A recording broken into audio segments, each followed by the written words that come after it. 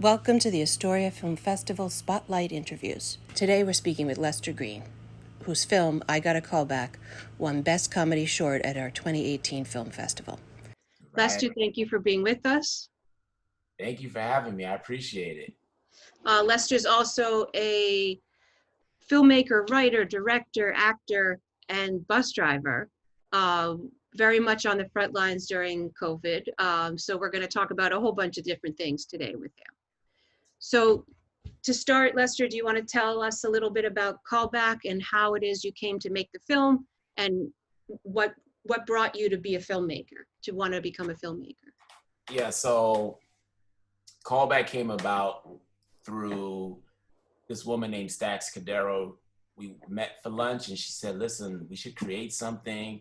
And at the time, Terry Crews had just been sexually assaulted by some agent, and it was big news. So she was thinking we could do something controversial.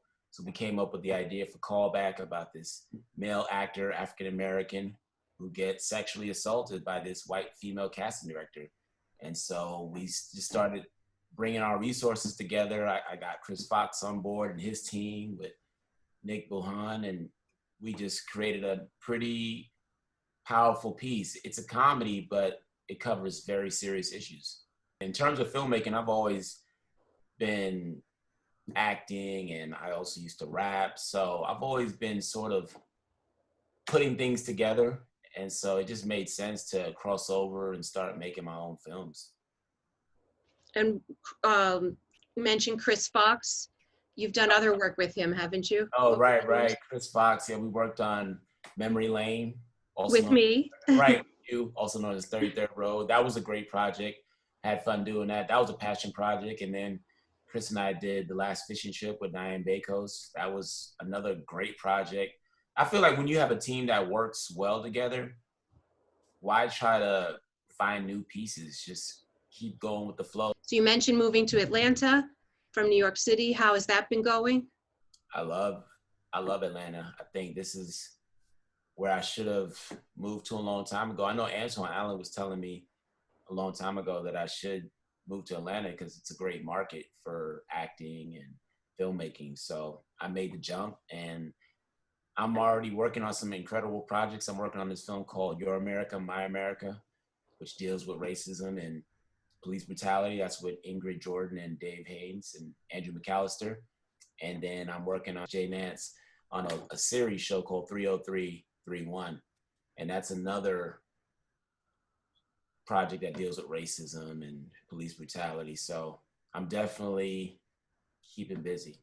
So your kind of commitment to Black Lives Matter is coming out through your projects. Absolutely, yeah.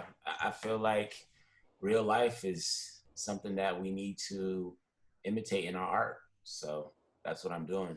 And it's not even a conscious thing. It's not like I'm forcing it. It's just happening. The opportunities are just there for me. So I'm excited about that. And then I got this new show coming out called Out on the Front Lines, where I will be interviewing people who are literally out there on the front lines. I'm excited about that. So it sounds wonderful. And you were in Wu-Tang, an American Saga. Oh yeah. On Hulu. Right. Definitely. How did you get into that, and what was that like? Yeah, my agent, Ann Wright, got me the audition, and from the audition, I got a call back, and then the rest is history, no pun intended. I would say, hopefully not that kind of callback. Nah, definitely not that kind of callback. And it was incredible. I got a chance to meet RZA. I got a chance to talk to him. Got a chance to meet Method Man. And it was a great experience. I love, hopefully I can work on more television work. That's the plan out here in Atlanta. I'm already making some great connections with some very influential people. So we'll see. Wonderful.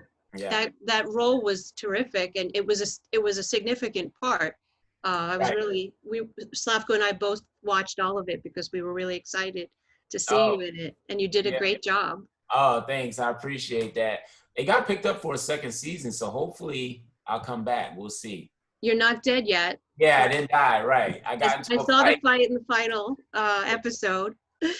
Right. Yeah, I got into a fight, but I didn't die. But you lived. Exactly. I lived. Well, I think also, like, having been on set with you, you know, in your acting, like, you go to that place few people I think can get to. And it really is something I don't think people can be taught to do. I think you have it or you don't have it, really. So it's kind of like watching you act was like watching a meditation, if you will. I appreciate that. How did you learn that? Or was that just natural? Like, I don't know. I think really I've just seen a in lot. I think it's because I've seen a lot in my life. I think good actors have gone through a lot of stuff, good and bad. And so I'm always just pulling from real life situations. So I only know how to be real.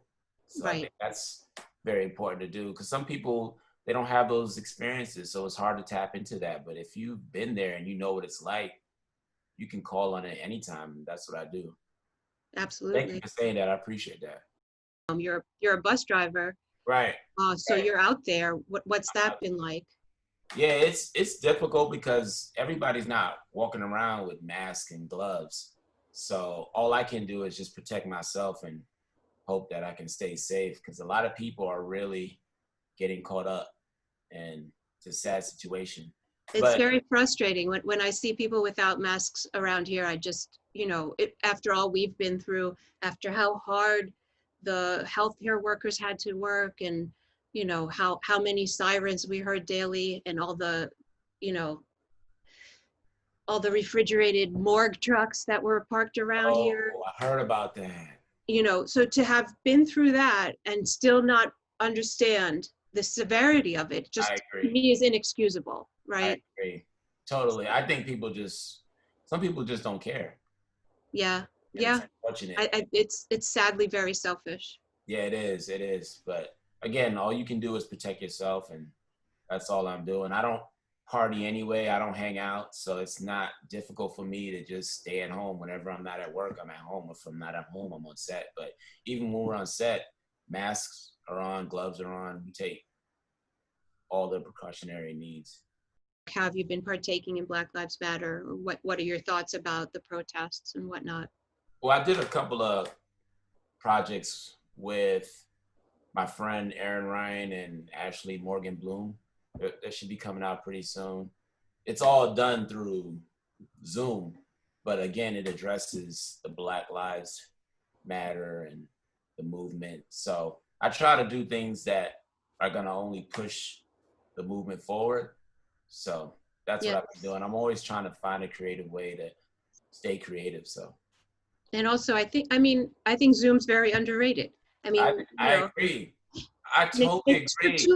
For too long, there's been such a pushback against things being done virtually when Yeah. the technology has been there for at least 20 years now, right? Good point. And the So- quality is really good.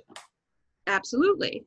And you can It's still still have right. in-depth conversations. You can still, do many creative things. So I think people just need to make the mental leap. Yeah, that's what I did. Because I was there too. I was saying, oh, I'd rather just meet in person. Why are we doing Zoom? And you got to send links and you got to edit stuff. But it's actually easy. I have so much time on my hands now. I'm learning editing. I know you're editing in Premiere. So we got to make the most of the time. Absolutely. So is Yeah. there anything else you'd like to include before we wrap up? Yeah, I'm going to be in this new film called Out on a Limb. It's a feature film and it's starring Jamal Woolard from Nice. the movie Notorious and Trey Chaney. So I'm excited about that. The film it's going to be a pretty big film, and I play a police officer. So how can people find your work if they want to? They can follow me. Yeah, they can follow me by going to my website, lestergreen.com. And that's green with an E at the end, lestergreen.com. And they can get my movies, they can get my music, they can see some of my videos, my commercials, and everything. Thank you again for having me. I appreciate it. I really appreciate you taking the time. I appreciate you in general. So thank you so much for talking with us today.